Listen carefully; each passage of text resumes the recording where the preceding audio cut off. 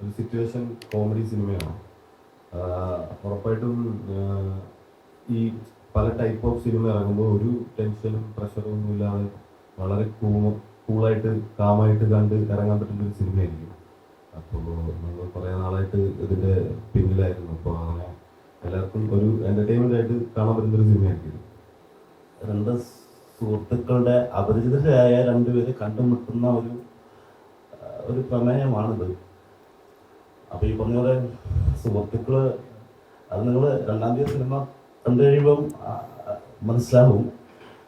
എനിക്ക് അധികം അങ്ങനെ പറയാനില്ല. കണ്ടതിന് ശേഷം സിനിമ തന്നെ സംസാരിക്കട്ടെ. തന്നെ പറഞ്ഞ പോലെ വർക്കിംഗ് ഡേറ്റിൽ പോക്കെന്നാണ് ഇട്ടിരുന്നത്, ഒരു യാത്ര എന്നുള്ള അർത്ഥത്തിൽ. പക്ഷെ അത് ഷൂട്ട് കംപ്ലീറ്റ് ആയി കഴിഞ്ഞപ്പോൾ ഞങ്ങൾക്ക് തോന്നി ഈ പേരിൽ കൂടെ തന്നെ ഈ സിനിമയുടെ ഒരു എനർജി ലെവൽ എന്താണെന്ന് മനസ്സിലായി. ട്രെയിലർ കണ്ടപ്പോൾ മനസ്സിലായല്ലോ, അത്രയും ബഹളമുള്ള അത്രയും കളർഫുൾ ആയിട്ടുള്ള ഒരു സിനിമയാണ്. അപ്പം ഈ പേരിലൊരു ഐഡന്റിറ്റി വേണമെന്നും ഒന്ന് ശ്രദ്ധിക്കണം എന്നുള്ളതുകൊണ്ടാണ് അങ്ങനെ ഒരു ടൈറ്റിലേക്ക് എത്തിയത്. ഈ കെട്ടോളാനന്ദ മാലാഖ ആസിഫ് അലിയുടെ അതുവരെ കാണാത്ത ഒരു മുഖം പ്രേക്ഷകർക്ക് മുമ്പിൽ എത്തിച്ച ഒരു സിനിമയാണെന്നാണ് കരുതുന്നത്. അത്രയും വ്യത്യസ്തമായ ആസിഫ് അലിയുടെ ഒരു ഗെറ്റപ്പാണ് സിനിമയ്ക്ക്. ഇതിനകത്തും ആ രീതിയിൽ തന്നെ ഒരു പുതുമ. ഇപ്പൊ ഇത് ട്രെയിലർ കണ്ടപ്പോൾ കുറച്ച് കോമഡി ആസിഫ് അലി കണ്ട് ചെയ്യിക്കുന്നുണ്ട്. ആ രീതിയിൽ തന്നെ മൂവി ആണത്. തീർച്ചയായിട്ടും ആസിഫ് അലിയുടെ എൻ്റെ ഒരു ഭാഗ്യമാണ്. ആസിഫ് അലിയുടെ കരിയറിലെ ഏറ്റവും നല്ല സിനിമയാണെന്ന് എല്ലാവരും പറയുന്നൊരു പടമാണ് കെട്ടോളുണ്ടാവുക. അതുപോലെ തന്നെ അദ്ദേഹത്തിൻ്റെ കരിയറിലെ ഒരു നല്ല ഒരു സിനിമയായിരിക്കും എന്നാണ് എൻ്റെ ഒരു വിശ്വാസം. അത് രണ്ടാം തീയതി കഴിയുമ്പോൾ അറിയാം, പ്രേക്ഷകർ തീരുമാനിക്കട്ടെ. എനിക്ക് നിങ്ങൾ ചോദിച്ച പോലെ തന്നെ കെട്ടോളാനന്ദ മാലാഖ എൻ്റെ പേഴ്സണൽ ഫേവറേറ്റും അല്ലെങ്കിൽ എനിക്ക് അതുവരെ ഇല്ലാത്തൊരു ഇമേജ് ഉണ്ടാക്കി തന്ന സിനിമയാണ്. അപ്പൊ അതിന്റെ ഒരു വലിയ സക്സസ് ഫാക്ടർ എന്ന് പറഞ്ഞാൽ ആ ക്യാരക്ടറിന്റെ ഡീറ്റെയിലിംഗ് ആയിരുന്നു. എനിക്ക് തങ്കം ആ സിനിമയുടെ വെരി ഫസ്റ്റ് നറേഷൻ മുതൽ ഈ സിനിമ ശ്രീവാസിനെ കുറിച്ചും ഈ ശ്രീവാസിന്റെ ചുറ്റുപാടിനെ കുറിച്ചും ശ്രീവാസൻ അങ്ങനെ ആയതിന്റെ കാരണം ഒരുപക്ഷെ അത്രയും ഡീറ്റെയിലിംഗ് കിട്ടിയ ഒരു ക്യാരക്ടർ ഞാൻ ചെയ്യുന്നത് ആദ്യമായിട്ടായിരിക്കും. അപ്പൊ ഓട്ടോമാറ്റിക്കലി ആ സിനിമയിൽ അത് വളരെ എവിഡന്റ് ആയിട്ട് തന്നെ അത് കാണാൻ പറ്റുന്നുണ്ടായിരുന്നു. ഇതും എൻ്റെ അടുത്ത് തങ്കം വന്ന് പറയുമ്പോൾ തങ്കത്തിന്റെ സ്ക്രിപ്റ്റ് നറേഷൻ കേട്ടിരിക്കാൻ ഭയങ്കര രസമാണ്. സ്ക്രിപ്റ്റ് നല്ല തങ്കം ഒരു കഥ പറയുന്നത് കേൾക്കാൻ ഭയങ്കര രസമാണ്.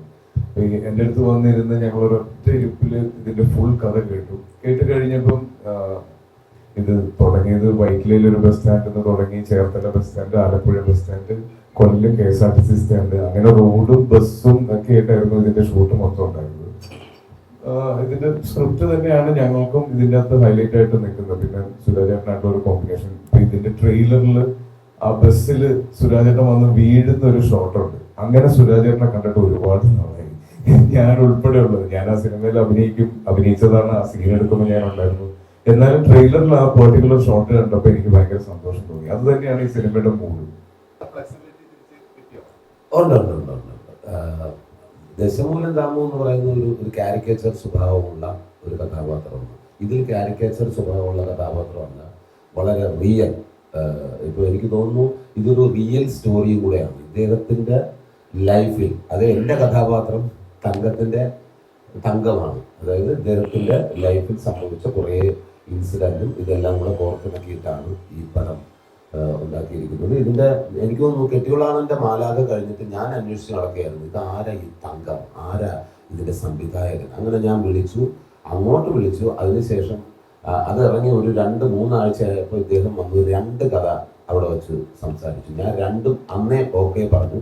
പിന്നെ ഇതിന് നമുക്ക് ഒരു കോമ്പിനേഷൻ വേണം. അപ്പോൾ അതിങ്ങനെ ആലോചിച്ച് അവസാനം ആസിഫിൻ്റെ ആദ്യമേ പറഞ്ഞിട്ടുണ്ടായിരുന്നു. അദ്ദേഹത്തിൻ്റെ ഡേറ്റ്, നമ്മുടെ 2 പേരുടെയും ഡേറ്റ് ഒത്തു വരാൻ കുറച്ച് സമയമെടുത്തു. അതെന്തായാലും സംഭവിച്ചു. വളരെ രസകരമായിട്ടുള്ള മുഹൂർത്തത്തിലൂടെ പോകുന്ന നമ്മൾ 2 മാത്രമല്ല കേട്ടോ, ഒരുപാട് താരങ്ങളുണ്ട്. അനക്കയുണ്ട്, ഷൈൻ ടോം ഉണ്ട്, വിനീത് തട്ടിലുണ്ട്, റാഫി സാറുണ്ട്. അങ്ങനെ ഒരുപാട് കഥാപാത്രങ്ങൾ ഇതിലിങ്ങനെ വന്നു പോകുന്നു. ഇത് ഒരു പുതിയ ജോണറാണെന്നെങ്കിൽ പറയാം. ഈ ഒരു സമീപകാലത്തൊന്നും ഇത്തരത്തിലുള്ള ഒരു ജോണർ സിനിമ വന്നിട്ടില്ല എന്ന് വേണമെങ്കിൽ പറയാം. 2 കഥാപാത്രങ്ങളിലൂടെ ഇങ്ങനെ പോകുന്നതാണ്. അപരിചിതരായ 2 പേര്. നമ്മൾ ഈ സ്ട്രേഞ്ചേഴ്സിനെയൊക്കെ മുഖത്ത് പോലും നോക്കാത്ത ആൾക്കാരാണ്. പക്ഷെ അതിൽ നിന്ന് നല്ല ബെസ്റ്റ് സുഹൃത്തുക്കൾ വരും, നല്ല അങ്ങനെയാണല്ലോ ഒരു ഒരു ഒരു ചിരിന്നൊക്കെ ആയിരിക്കും പെട്ടെന്ന് നമ്മൾ ഒരാളുമായിട്ട് കണക്ഷൻ ആകുന്നത്, അവരുമായിട്ട് അടുക്കുന്നത്. അത് നമ്മുടെ ലൈഫിൽ എത്രത്തോളം നല്ലതാവുന്നു മോശമാവുന്നു എന്നുള്ളതാണ് ഈ സിനിമ. നമ്മള് ഒന്നും മോശമാവാൻ വേണ്ടിയിട്ടല്ലല്ലോ, നമ്മൾ പുതിയ പുതിയ കഥാപാത്രങ്ങൾ കിട്ടുക, ആ കഥാപാത്രത്തിനെ കുറിച്ച് കൂടുതൽ അറിയാൻ ശ്രമിക്കുക. അല്ലാതെ എനിക്ക് മാക്സിമം നന്നായിട്ട് തന്നെയാണ് ഞാനെന്നല്ല എല്ലാവരും അതിനെ സമീപിക്കുന്നത്. പിന്നെ ഇതിൻ്റെ ഒരു നമ്മളെല്ലാവരും എൻജോയ് ചെയ്തിട്ടാണ് ഈ സിനിമ ഷൂട്ട് ചെയ്തിരിക്കുന്നത്. നമ്മുടെ ഏറ്റവും വലിയ എൻജോയ്മെന്റ് എന്ന് പറഞ്ഞാൽ ആ ഷൂട്ടിംഗ് സമയമാണ്. ഇനി തിയേറ്ററിലേക്ക് വരുമ്പോൾ നിങ്ങൾക്ക് ഇപ്പം എനിക്ക് ആ എൻജോയ്മെന്റ് ഒക്കെ നമ്മൾ കിട്ടും. കാരണം നമ്മൾ ഏറ്റവും കൂടുതൽ എൻജോയ് ചെയ്യുന്നതും ആ മൊമെന്റാണ്. അപ്പോൾ അത് നമ്മൾ എൻജോയ് ചെയ്തതുപോലെ തന്നെ നിങ്ങൾക്ക് എൻജോയ് ചെയ്യാൻ സാധിക്കട്ടെ എന്ന് മാത്രമേ ഉള്ളൂ. 2-ാം തീയതി ഓഗസ്റ്റ് 2. നേരത്തെ ഈ ഓഗസ്റ്റ് 2 നമുക്ക് മറക്കാൻ പറ്റാത്തൊരു ഡേറ്റാണ്, അറിയാലോ, മറ്റേ പള്ളിയിൽ ധ്യാനം കൂടാൻ പോയത്. അപ്പൊ ഓഗസ്റ്റ് 2 നമ്മൾ ഇനി എടുത്തു. ഇനി ഓഗസ്റ്റ് 2 എന്ന് പറഞ്ഞാൽ ധ്യാനത്തിന്റെ ഡേറ്റ് അല്ല, അഡിയോസ് അമിഗോ.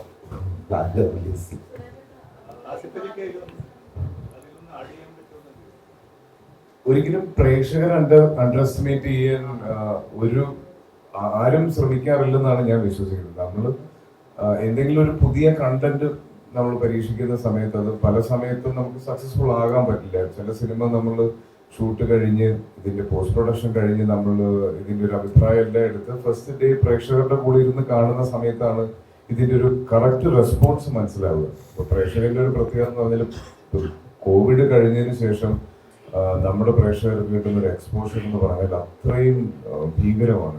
നമ്മൾ എല്ലാ ഭാഷയിലെയും എല്ലാ രാജ്യത്തു നിന്നുള്ള സിനിമകൾ കാണുന്നുണ്ട്. ഓട്ടോമാറ്റിക്കലി നമ്മുടെ സിനിമകൾക്ക് കമ്പാരിസൺ വരുന്നത് തന്നെ ഒരു ഇന്റർനാഷണൽ സിനിമയായിട്ടാണ്. അപ്പൊ നമ്മളതിനുള്ള ശ്രമം പല സമയത്തും വിജയിക്കാതെ പോവുകയാണ് ചെയ്യുന്നത്. അല്ലാതെ ഒരിക്കലും പ്രേക്ഷകരെ നമ്മൾ അണ്ടർ എസ്റ്റിമേറ്റ് ചെയ്യാറില്ല. സുരാജ് ആയിരുന്നു ഒരു 5-6 എപ്പിസോഡില് ഭയങ്കര അതിഗംഭീരമായിട്ടായിരുന്നു സുരാജിന്റെ അഭിനയം. എനിക്ക് തോന്നുന്നു ഇതുവരെയുള്ള സിനിമാ ജീവിതത്തിൽ വളരെ തികച്ചും വ്യത്യസ്തമായിട്ടുള്ള ഒരു കഥാപാത്രമായിരുന്നു അതിനകത്ത് സുരാജ്. ഇപ്പൊ ഈ സിനിമയ്ക്കകത്ത് കുറെ കാലത്തിന് ശേഷമാണ് ഇപ്പൊ കോമഡി കോഫി ഇല്ലേ അത്തരത്തിലൊരു കോമഡി കഥാപാത്രം കുറെ കാലത്തിന് ശേഷമാണ് വരുന്നത് പറയുന്നത്. അപ്പൊ ഈ ഞാൻ പറഞ്ഞു വരുന്നത് നാഗേന്ദ്രൻ സാണിമോൾ ഇപ്പൊ ഒരു സീരീസ് മോഡിലേക്ക് സിനിമ, ഒരു മലയാള സിനിമ എന്ന് പറയുന്ന ഒരു സീരീസ് മോഡിലേക്ക് അല്ലെങ്കിൽ ഒരു എപ്പിസോഡ് മോഡിലേക്ക് മാറ്റം വന്നുകൊണ്ടിരിക്കുകയാണ്. എങ്ങനെയാണ് അത് എക്സ്പീരിയൻസ് ചെയ്യുന്നത്? എങ്ങനെയാണ് ഒരു സിനിമ ജീവിതത്തിൽ? ഈ നാഗേന്ദ്രൻ സാനിമോൺസ് എന്ന് പറയുന്നത് അത് സീരിയസ് ആണ്, പക്ഷെ അതിൽ ആക്ടിങ്ങില് ഇല്ലെങ്കിൽ അങ്ങനെ വ്യത്യാസം എനിക്ക് തോന്നിയിട്ടില്ല. സിനിമ ചെയ്യുന്ന പോലെ തന്നെയാണ്. പിന്നെ എപ്പിസോഡ് ഓരോന്ന് അരമണിക്കൂർ അങ്ങനെ എപ്പിസോഡായിട്ട് മുറിച്ചിട്ടെന്നുള്ളൂ. അപ്പൊ എപ്പിസോഡ് ആവുമ്പോൾ ഒരെണ്ണം നിർത്തുന്നതും അതിലൊരു പഞ്ചുണ്ടാവണം, അങ്ങനെ ചെയ്തിട്ടുണ്ട്. പക്ഷെ സിനിമ ചെയ്യുന്നത് പോലെ തന്നെയാണ് നിതിൻ രഞ്ജിക്കണിക്കർ അത് ചെയ്തിരിക്കുന്നത്. അങ്ങനെ നമുക്ക് വെബ് സീരീസിന് ഇങ്ങനെയുള്ള ആക്ടിങ്, സിനിമയ്ക്ക് ഇങ്ങനെയുള്ള ആക്ടിങ് അങ്ങനെ ഇല്ല. ആ കഥാപാത്രം എന്താണോ ഡിമാൻഡ് ചെയ്യുന്നത് അത് കൃത്യമായിട്ടും ചെയ്യാനായിട്ട് ഒരു ശ്രമം നടത്തിയിട്ടുണ്ടായിരുന്നു. അത് നിങ്ങൾ ഏറ്റെടുത്തതിൽ ഒരുപാട് സന്തോഷം. Thank you.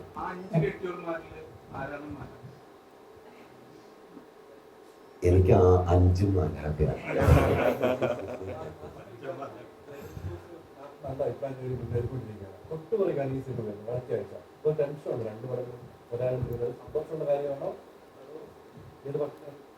അത് സിനിമ ഒരുപാട് ആഗ്രഹിച്ചു വന്നതാണെന്ന നിലയിൽ എനിക്കത് ഭയങ്കര സന്തോഷമുള്ള കാര്യമാണ്. പക്ഷെ അതൊരു ബിസിനസ് പോയിന്റ് ഓഫ് വ്യൂ നോക്കുമ്പോൾ 2 cinema back to back release ആവുന്നതിന് അതിൻ്റെതായ ബുദ്ധിമുട്ടുകൾ ഉണ്ടാവും. ഈവൻ പ്രൊമോഷൻസിന് തന്നെ അതിന്റെ ഒരു കൺഫ്യൂഷൻസ് ഉണ്ടാവുന്നുണ്ട്. അത് ഒരു ഡേറ്റ് പ്ലാൻ ചെയ്തതിൽ വന്ന് നമ്മൾ ആ സിനിമ റിലീസ് ചെയ്യുന്ന സമയത്ത് സംഭവിച്ച ഒരു ചെറിയ കാൽക്കുലേഷൻ മിസ്റ്റേക്ക് ആണ്. പക്ഷെ ഭയങ്കര സർപ്രൈസിങ് അല്ലെങ്കിൽ ഒരു സന്തോഷം തരുന്ന കാര്യം എന്ന് പറഞ്ഞാൽ ഞാനിതൊരു തിയേറ്റർ എക്സ്പീരിയൻസ് എത്രത്തോളം ആളുകൾക്ക് കിട്ടും എന്നുള്ളൊരു സംശയം എനിക്ക് ലെവൽ ക്രോസിലുണ്ടായിരുന്നു. കാര്യം അതൊരു നല്ല സിനിമയാണ്, പക്ഷെ അത് തിയേറ്ററിൽ ആസ്വദിക്കാൻ കുറച്ച് സ്ലോ പേസ് ആണ് ആ സിനിമ. അതുകൊണ്ട് തന്നെ നമ്മൾ ഇപ്പൊ പോകുന്ന ഒരു ട്രെൻഡ് തിയേറ്റേഴ്സിൽ ഒന്ന് മാറ്റി ചിന്തിക്കാൻ, അല്ലെങ്കിൽ ഒരു സെക്കൻഡ് ഒന്ന് ബോറടിച്ച് നമ്മൾ ഫോൺ എടുത്ത് നോക്കും, വാട്സാപ്പ് ഇൻസ്റ്റാഗ്രാം നോക്കും. അപ്പൊ അങ്ങനെ ഒരു ഓഡിയൻസിന്റെ ഇടയിലേക്ക് വരുമ്പോൾ അത് തിയേറ്ററിൽ എത്രത്തോളം ആസ്വദിക്കാൻ പറ്റും എന്നുള്ള സംശയം ഉണ്ടായിരുന്നു. പക്ഷെ ഇന്നലെ മുതൽ ഞാൻ പ്രതീക്ഷിച്ചതിനേക്കാൾ ഗംഭീര റെസ്പോൺസ് ആണ് വരുന്നത്. റിവ്യൂസിന്റെ സൈഡിൽ നിന്നാണെങ്കിലും ഒക്കെ കിട്ടുന്നത് അങ്ങനത്തെ ഒരു റെസ്പോൺസാണ്. അതിൽ നിന്ന് എക്സ്ട്രീംലി ഓപ്പോസിറ്റ് ആയിട്ടുള്ള ഒരു സിനിമയാണ് ഇത്. അപ്പൊ അങ്ങനെ രണ്ട് ക്യാരക്ടേഴ്സും, രണ്ട് എക്സ്ട്രീം എൻഡിലുള്ള ക്യാരക്ടേഴ്സ് ചെയ്യാൻ പറ്റിയതിന്റെ ഒരു സന്തോഷമുണ്ട്. അപ്പം മുന്നോട്ട് പോകുന്തോറും ഇതിനൊരു ക്ലാരിറ്റി കിട്ടി വരുന്നു. അതുപോലെ ഈ അടുത്ത കാലത്തുണ്ടായിരുന്ന വിവാദങ്ങൾ, പക്ഷേ ഒരു സിനിമ ഇറങ്ങാൻ പോകുന്നതിന് മുമ്പ് ഒരു വലിയ വിവാദങ്ങൾ ഉണ്ടാകുന്നു. അത് ഏതെങ്കിലും തരത്തിൽ ഗുണം ചെയ്യുമെന്ന് തോന്നുന്നുണ്ടോ? കാരണം പലപ്പോഴായിട്ട് ഈ സംഭവം വിവാദങ്ങൾ ഉണ്ടാകാറുണ്ട്, അതിനുശേഷം ഒരു സിനിമ ഇറങ്ങുന്നു. അപ്പൊ ആ താരത്തിന് ആ ഒരു ക്രൂര് മൊത്തം കിട്ടുന്നൊരു സപ്പോർട്ട് ഉണ്ട്. ഇപ്പം ആസിഫ് അലി എന്ന് പറയുന്ന കേരളത്തിൽ മലയാളികൾ എല്ലാവർക്കും വലിയ രീതിയിൽ, പ്രവാസി മലയാളികളൊക്കെ വലിയ രീതിയിൽ ഏറ്റെടുത്തൊരു വിഷയമാണ്. അപ്പൊ ഇത്തരം വിവാദങ്ങൾ എങ്ങനെയായിരിക്കും ഈ സിനിമയുമായി ബന്ധപ്പെട്ട എന്റെ പ്രൊമോഷന്? ഒരു വിവാദം ഉണ്ടാക്കി അത് മെറ്റീരിയലൈസ് ചെയ്ത് എന്റെ സിനിമയ്ക്ക് പ്രൊമോഷൻ ചെയ്യുന്ന ഒരാളാണ് ഞാനെന്ന് നിങ്ങൾക്ക് എപ്പോഴും തോന്നിയിട്ടുണ്ട്? അല്ല, ആസിഫ് അങ്ങനെ ചെയ്യുന്നതല്ല ഞാൻ പറയുന്നത്. പൊതുവിൽ അത്തരത്തിലുള്ളൊരു സംഭവിച്ച കാര്യമാണ്. അതൊരു വിവാദത്തിന്റെ സാധ്യത പോലും ഇല്ലായിരുന്നു. അത് സംഭവിച്ചു, അത് കഴിഞ്ഞു. അതിന് വളരെ കൃത്യമായ ഒരു ക്ലൈമാക്സ് ഉണ്ടായി, അത് കഴിഞ്ഞു. അത് ഒരിക്കലും ഞാൻ മെറ്റീരിയലൈസ് ചെയ്യാൻ ശ്രമിച്ചിട്ടില്ല. അത് അങ്ങനെ ചെയ്യുന്ന ഒരാളും അല്ല ഞാൻ. അത് സംഭവിച്ചു പോയൊരു കാര്യമാണ്. അത് ഒരു ദിവസം രാവിലെ ഉറങ്ങി എണീക്കുമ്പോഴാണ് ഞാനും ഇത് ഇത്ര വലിയ പ്രശ്നമായി അറിഞ്ഞത്. അത് കഴിഞ്ഞു. അതും സിനിമയുമായിട്ട് യാതൊരു ബന്ധവുമില്ല. അതുകൊണ്ട് എന്റെ ഒരു സിനിമ കാണാൻ ഒരാൾ കൂടുതൽ കയറുമെന്നോ ഒരു സിനിമയ്ക്ക് റീച്ച് കിട്ടുന്നോ ഒന്നും ഞാൻ പ്രതീക്ഷിക്കുന്നില്ല. ഈ പിന്തുണ ലഭിക്കുന്നുണ്ട്. അതാണ് അത് മലയാളികൾ, ലോകത്തിലുള്ള എല്ലാ മലയാളികളും സോഷ്യൽ ഹാൻഡിലൂടെ. പണ്ട് റൊഷാക്കിന്റെ ട്രെയിലർ വന്ന സമയത്ത് മുഖം മൂടി ഇട്ടിരുന്ന എന്റെ കണ്ണ് തിരിച്ചറിഞ്ഞ് മലയാളികൾ എന്നെ മനസ്സിലാക്കി എന്ന് പറഞ്ഞപ്പോൾ ഉണ്ടായ സന്തോഷമുണ്ട്. എന്റെ കണ്ണ് കണ്ടാലും ഇന്ന് മലയാളിക്ക് മനസ്സിലാവുമെന്ന് ഞാൻ തിരിച്ചറിഞ്ഞത് എന്റെ ജീവിതത്തിൽ വലിയൊരു അംഗീകാരമായിരുന്നു. അതുപോലെ അല്ലെങ്കിൽ അതിനേക്കാൾ മുകളിൽ കിട്ടിയ ഒരു സപ്പോർട്ടാണ് ഇത്. ഇത്രയും അത് ആ പ്രശ്നം എന്താണെന്ന് പോലും മനസ്സിലാകാതെ എനിക്കൊരു വിഷമം ഉണ്ടായെന്ന് അറിഞ്ഞിട്ട് എന്നെ സമാധാനിപ്പിക്കാൻ കാണിച്ച ആളുകളുടെ ഒരു മനസ്സ്, അത് ഭയങ്കര ധൈര്യമാണ്. എന്റെ നെഗറ്റീവായിട്ട് എനിക്ക് തോന്നുന്നത് പരിചയപ്പെട്ടത് വിനയാനിതനാകാൻ ആളുകളെ പ്രേരിപ്പിക്കുന്നു.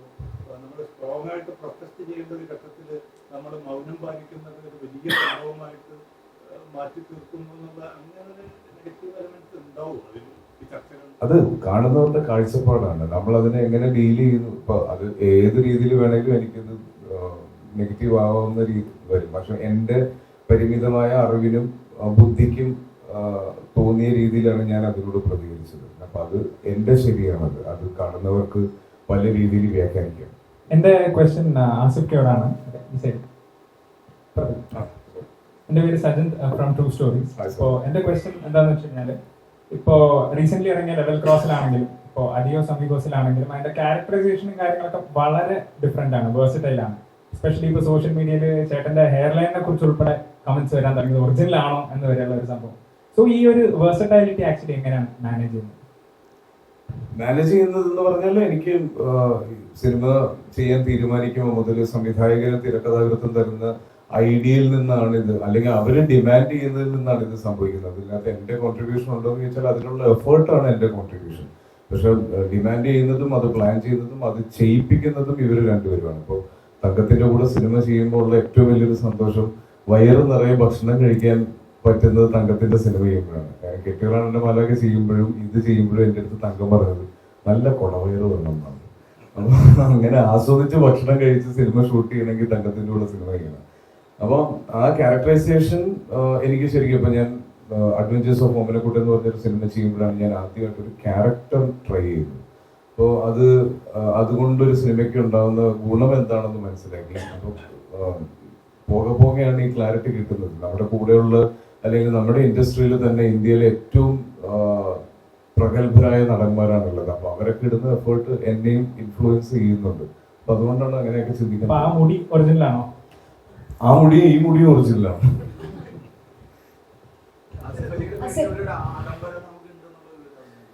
ഞാൻ പറഞ്ഞു അത് സന്തോഷമുള്ള കാര്യമല്ലേ. കഴിവുണ്ടെങ്കിൽ എനിക്ക് തോന്നുന്നത് എത്ര നാള് നമ്മൾ ഒഴിവാക്കാൻ പറ്റും, എത്ര നാള് നമ്മൾ കണ്ടില്ല എന്ന് വെക്കാൻ പറ്റും. നമ്മുടെ കഴിവ് തിരിച്ചറിഞ്ഞു കഴിഞ്ഞാൽ നമുക്കുള്ള സ്പേസ് നമുക്ക് ക്രിയേറ്റ് ചെയ്യാൻ പറ്റും എന്നാണ് എനിക്ക് തോന്നുന്നത്. അതാണ് എൻ്റെ പേഴ്സണൽ എക്സ്പീരിയൻസ്. നമ്മൾ എത്ര സിനിമകൾ മോശമായാലും ഒരു നല്ല സിനിമയോട് കൂടി തിരിച്ചു വരാൻ പറ്റുന്ന ആർട്ടിസ്റ്റാണ് എല്ലായിടത്തും ഉള്ളത്. അത് ഇനി അത് സംസാരിക്കേണ്ടെന്ന് തോന്നുന്നു. അത് കഴിഞ്ഞത് ആസിഫ് ഇങ്ങനെ ഇത്ര എന്താ പറയാ ഭംഗിയായി സംസാരിക്കാൻ സാധിക്കുന്നത് വളരെ മികച്ച തൊടുപുഴ, ഞാൻ തൊടുപുഴക്കാരനാണ്. തൊടുപുഴയിലെ ഏറ്റവും നല്ല ചെയർമാൻ എന്ന് പേരെടുത്ത അദ്ദേഹത്തിന്റെ മകനായ ആ ഒരു അത്രയും ഒരു പൊളിറ്റിക്കൽ ആയിട്ടുള്ള ഒരു ബാക്ക്ഗ്രൗണ്ട് ഉള്ള ഒരു ഫാമിലിയിൽ നിന്ന് വരുന്നതുകൊണ്ടാണോ അദ്ദേഹം സംസാരിക്കാൻ പറ്റുന്നത്? ഉറപ്പായിട്ടും അതെ. ഇത് എനിക്ക് എന്റെ വാപ്പാടയിൽ നിന്ന് കിട്ടിയത്. വാപ്പ മനോഹരമായിട്ട് സംസാരിക്കും, വാപ്പ കാര്യങ്ങൾ ഹാൻഡിൽ ചെയ്യുന്നതാണ് ഞാൻ ചെറുപ്പം മുതൽ കണ്ടിട്ടുള്ളത്. അത് തന്നെയാണ്. നമുക്കൊന്ന് സംസാരിക്കണം.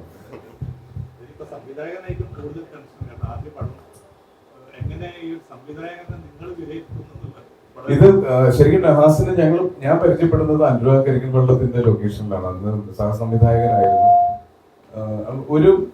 ഒരു സംവിധായകന് പണി അറിഞ്ഞിരിക്കുന്നത് പോലെ തന്നെ ഇമ്പോർട്ടന്റ് ആയിട്ടുള്ള ഒരു കാര്യമാണ് ക്രൈസിസ് മാനേജ്മെന്റ് എന്ന് പറയുന്നത്. ഒരു ലൊക്കേഷൻ ഹാൻഡിൽ ചെയ്യാൻ പറ്റുക, ഒരു ക്രൗഡിനെ ഹാൻഡിൽ ചെയ്യാൻ പറ്റുക എന്നുള്ളത്. അത് ആദ്യത്തെ സിനിമ അസിസ്റ്റന്റ് ഡയറക്ടറായിട്ട് നിൽക്കുമ്പോൾ മുതൽ നല്ല പണിക്കാരനാണെന്ന് പേരെടുത്ത ഒരാളാണ്. നല്ല ഓടി നടന്ന് പറന്ന് നിൽക്കുക എന്ന് പറയും ഞങ്ങളുടെ ഭാഷയിൽ. അപ്പൊ അങ്ങനത്തെ ഒരു പേരുള്ള സംവിധായകനായിരുന്നു നഹാസ്. ഈ സിനിമ ചെയ്യാൻ തീരുമാനിച്ചപ്പോൾ മുതൽ ഇതിലിടുന്ന എഫേർട്ടും, പിന്നെ ഞാൻ നേരത്തെ പറഞ്ഞില്ലേ, ഈ സിനിമ ഒരു കൺട്രോൾഡ് അറ്റ്മോസ്ഫിയറിൽ ഷൂട്ട് ചെയ്തൊരു സിനിമയല്ലേ, ഇത് പബ്ലിക്കിന്റെ ഇടയിൽ ഷൂട്ട് ചെയ്തതാണ്. അപ്പൊ ഒരു ദിവസം പോലും ഒരു കൺഫ്യൂഷനോ ടെൻഷനോ പേടിയോ ഇല്ലാതെയാണ് നഹാസ് ഇതിനെ ഹാൻഡിൽ ചെയ്തത്. അപ്പം എന്റെ പോയിന്റ് ഓഫ് വ്യൂല് 100-ൽ 100 ഇതും ഒരു തങ്കമാണ്.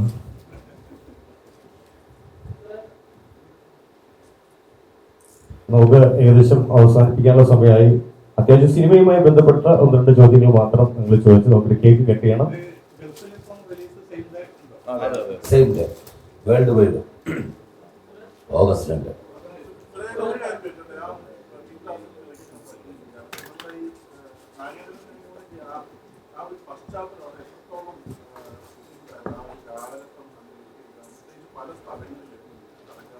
അതെ, ഓരോ ജില്ലയും കവർ ചെയ്തിട്ടുണ്ട്. നാഗേന്ദ്രൻ സാണി മൂംസില്, പിന്നെ ആ പഴയ കാലം 78 കാലഘട്ടമാണ്. അതെല്ലാം ബ്രില്യൻ്റ് ആയിട്ട് നിതിൻ രഞ്ജി പണിക്കർ സാറിൻ്റെ മകനാണ് അത് സംവിധാനം ചെയ്തിരിക്കുന്നത്. അദ്ദേഹം അത് വേണ്ട രീതിയിൽ ചെയ്തു എന്ന് നമുക്കത് കാണുമ്പോൾ തന്നെ മനസ്സിലാകാം. ഒരുപാട് ബുദ്ധിമുട്ടുണ്ടായിരുന്നു, കാരണം ഇത്രയും ജില്ല കവർ ചെയ്യണം, പിന്നെ അത്തരത്തിലുള്ള ആ ഒരു കാലഘട്ടം സെറ്റ് ചെയ്യണം, പിന്നെ 5-6 നായികമാര്, അവർക്ക് എല്ലാവർക്കും അവരവരുടേതായിട്ടുള്ള സ്പേസ് ഒക്കെ കൊടുത്ത് അത് രസകരമായിട്ട് ഷൂട്ട് ചെയ്തു. അത് നിങ്ങൾക്ക് എല്ലാവർക്കും ഇഷ്ടമായി എന്നറിഞ്ഞതിൽ ഒരുപാട് സന്തോഷം. കയ്യിൽ വരുന്നതിൽ നിന്ന് ഏറ്റവും ബെസ്റ്റാണ് എനിക്ക് ചൂസ് ചെയ്യാൻ പറ്റുന്നത്. അങ്ങനെ ഏറ്റവും ബെസ്റ്റുകളാണ് ഇപ്പോൾ തിയേറ്ററുകളിൽ വരാൻ പോകുന്നത്. നമ്മൾ അതിന് വേണ്ടിയിട്ട് മാക്സിമം എഫേർട്ട് ഇട്ടിട്ടുണ്ട് എന്നാണ് വിശ്വസിക്കുന്നത്. ഓഗസ്റ്റ് 2-ാം തീയതി തിയേറ്ററിലെ അഡിയോസ് അമീഗോ എത്തുകയാണ്. എല്ലാവരും കാണുക, ഒരിക്കലും നിരാശപ്പെടേണ്ടി വരില്ല. നല്ല ഒരു ഇതുവരെ വരാത്ത ജോണറിലുള്ള മനോഹരമായ സിനിമയാണ് അഡിയോസ് അമീഗോ. അപ്പോൾ നമ്മൾ എന്തായാലും വളരെ സന്തോഷം ഇങ്ങനെ ഒരു